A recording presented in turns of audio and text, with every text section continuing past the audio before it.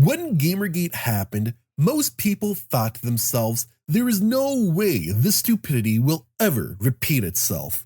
But in 2024, that is exactly what we are seeing, mostly because of a company called Sweet Baby Inc. Over the past week or so, this company has been brought to the spotlight after their employees tried to start a targeted harassment campaign against the creator of a esteemed curator group called Sweet Baby Inc. Detected. This backfired on Sweet Baby Inc. gloriously, causing people to dig into them and finding out all about their dirty laundry, some of which has ties to Gamergate. In today's video, we are going to be talking about Sweet Baby Inc. and their dirty past. Sweet Baby Inc. is a company that just seemed to pop out of nowhere. It was only very recently that people found out who this company was, even though they've been around since 2018. But because of the recent debacle SBI has found themselves in, people have been digging into their history. One of those people has been me, and what has been uncovered actually explains a lot. The CEO of Sweet Baby Inc., Kim Beliar, is the type of person who will do anything to get their own way, even instilling fear into people. And this isn't just me making a generalization about her, because this is something that she has actually said. During the Game Developer Conference in 2019, Kim Beliar gave a speech. In it, she talks about diversity and inclusion, and honestly, the 30-minute speech was pretty goddamn hard to watch, and I wouldn't recommend actually watching it. But it did give me an insight on the CEO of Sweet Baby Inc., and she is exactly what I thought she'd be like. In the video, she talks about how there needs to be diversity in games. One moment she brought up, for some reason, is in Mass Effect 2, when you get to meet Jacob. Apparently, this was a powerful moment for Kim because she created a black commander Shepard and got to see two black people talking to each other. Rather than focusing on the conversation and how awesome this scene in general does play out, the very first thing Kim's mind went to was the skin color of the characters.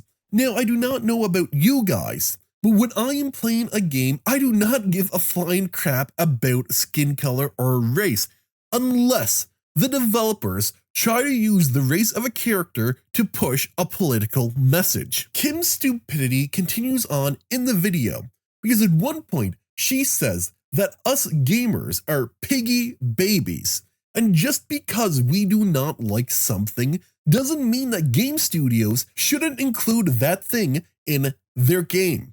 So it is okay to force things like, say, wokeness onto your customers, even if your customers do not want that thing. Let's be honest here for one quick second, because Kim is right after all. This business practice is perfectly acceptable. It is why the Saints Row reboot just did amazing in sales, and why it definitely didn't contribute to Volition shutting down. During this section, when she is calling gamers piggy babies, she also equates them to being children, saying that when you get a kid to try something new, they might end up throwing a tantrum, which really should tell us what she thinks about us gamers. She also talked about the need of detokenizing black characters, which hasn't really worked out well so far, because a lot of these studios that are listening to companies like Sweet Baby Inc. have black characters that are pretty much just copy and pasted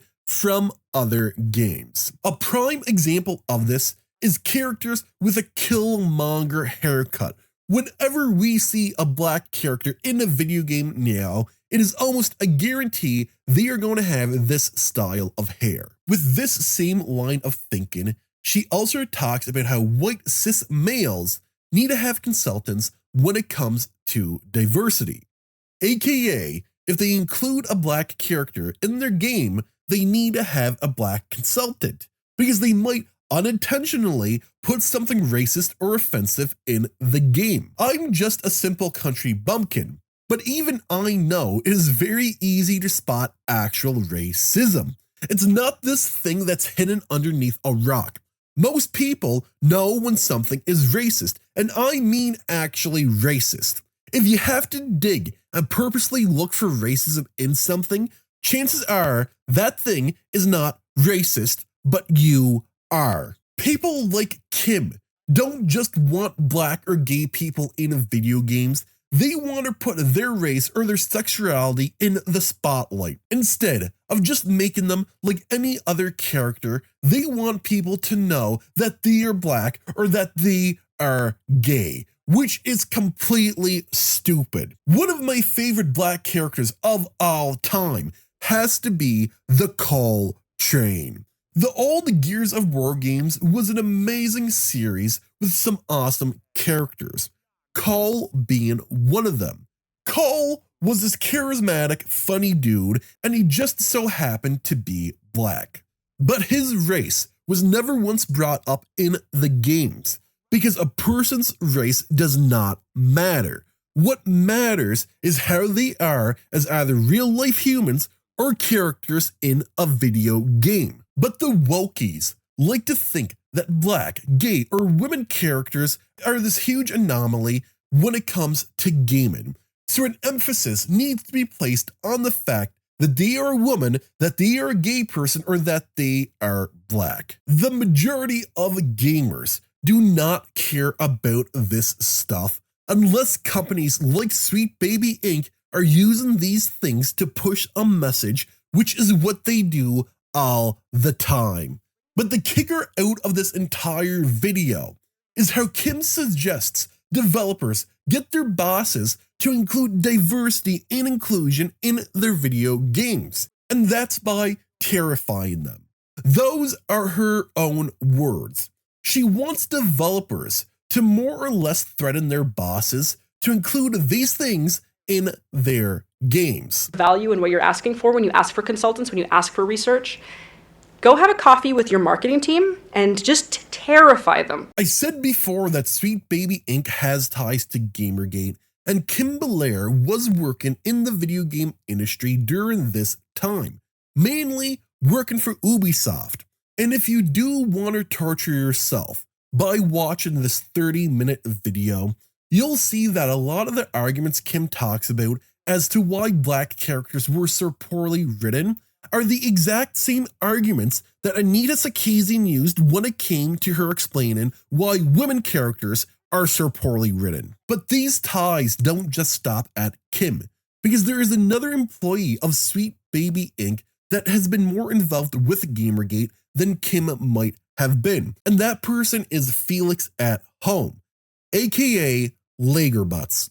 During my last video, when I talked about the things that Felix at Home tweeted, I had no clue how controversial this person actually was. Because when GAMERGATE was going on, I was in my early teens and never paid much attention to it. But LegoButts used to be known as Maya Felix Kramer, a big mouthpiece during the GAMERGATE era. LegoButts was allegedly sort of a hoe.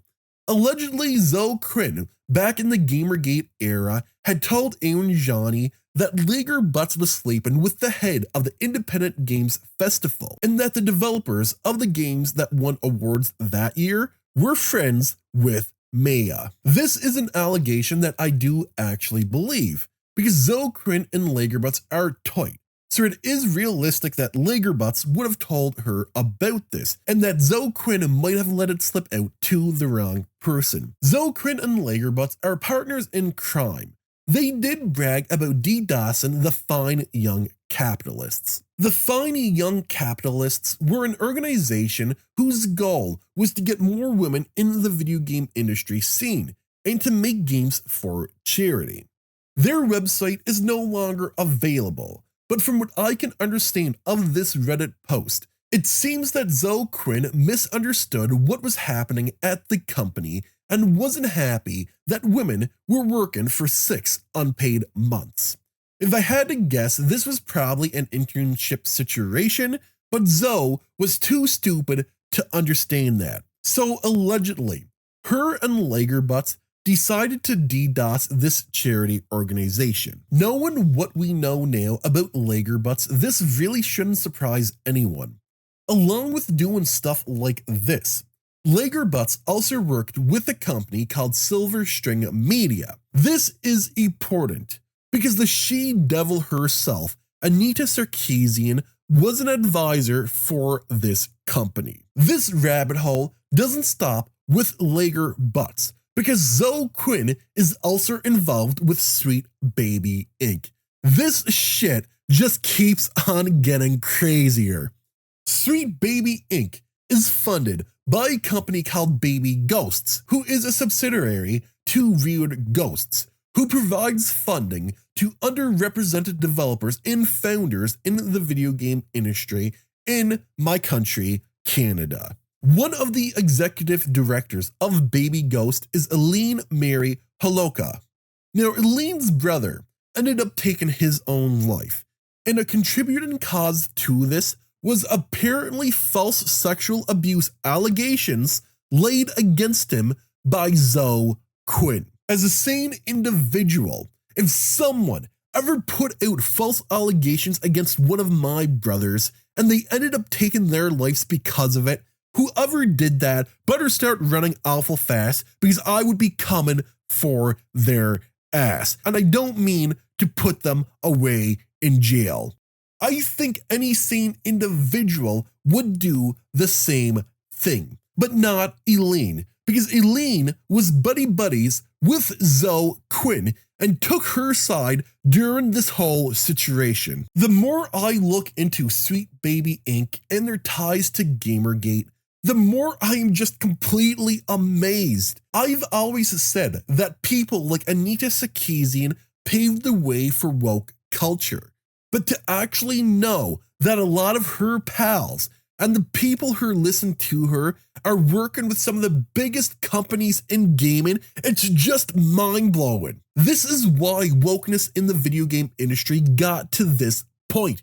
It's because these cockroaches just went and hid underneath rocks while infesting these companies with their ideology from behind the scenes. But this type of behavior we see from Sweet Baby Inc. is the staple of the woke community.